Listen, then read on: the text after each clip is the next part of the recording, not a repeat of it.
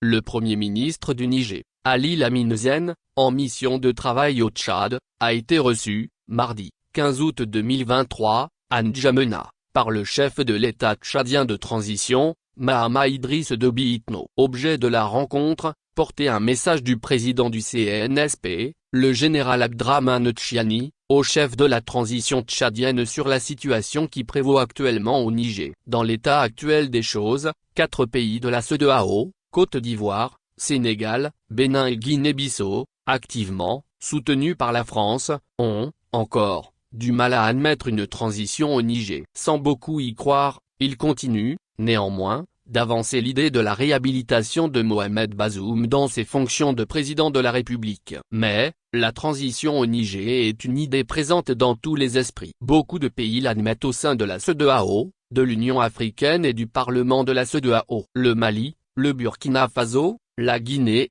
l'Algérie, les États-Unis, l'Allemagne, l'Italie et le Tchad, ne voient pas un tel processus d'un mauvais œil. Le Premier ministre nigérien s'est rendu à N'Djamena avec 2 membres du CNSP, le ministre de l'Intérieur et le porte-parole. À la veille de la réunion des chefs d'état-major de la CEDEAO, jeudi, 17 août, et vendredi, 18 août, à Accra, Washington et Moscou, ont, une fois de plus, appelé à une solution diplomatique, politique et négociée dans la crise nigérienne. Sur notre photo, Antoine Blinken et Sergueï Lavrov affichent une bonne entente.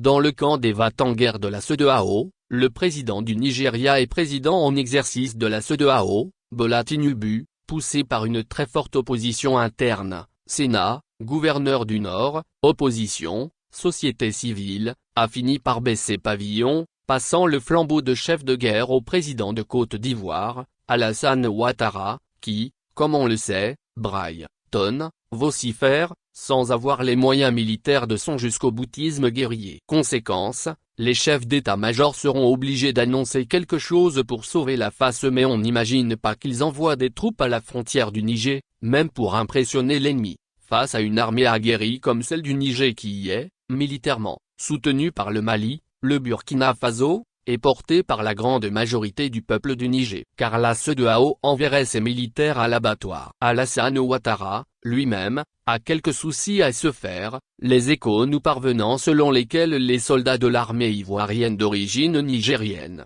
malienne et burkinabé, rechigneraient à l'idée d'aller combattre leurs frères au Niger. Qu'a commence donc bien pour ceux dont la destruction de la Libye, par la France et ses alliés, ne dit visiblement pas grand-chose. Les États-Unis ont formé des soldats nigériens et investi dans un système performant de surveillance et de lancement de drones dans le nord du Niger dans le cadre d'Africom. Leurs longs yeux et leurs grosses oreilles permettent de surveiller, pour leur propre compte, le Mali, l'Algérie, la Libye, le Tchad et le Niger. Simplement, leur système arrive à détecter jusqu'au objet dans l'espace, mais jamais il n'a aidé à prévenir une attaque djihadiste dans les pays balayés. D'où des interrogations légitimes sur la présence militaire américaine au Niger. Washington a désigné une ambassadrice à Niamey qui devrait regagner son poste dans les prochains jours, ce qui met Paris en colère. Mais si Antoine Blinken fait pas profil bas devant la junte, il sait que Moscou n'hésitera pas à rafler la mise. Or, une intervention militaire de la CEDEAO soutenue par la France sans celui des États-Unis, est vouée à l'échec.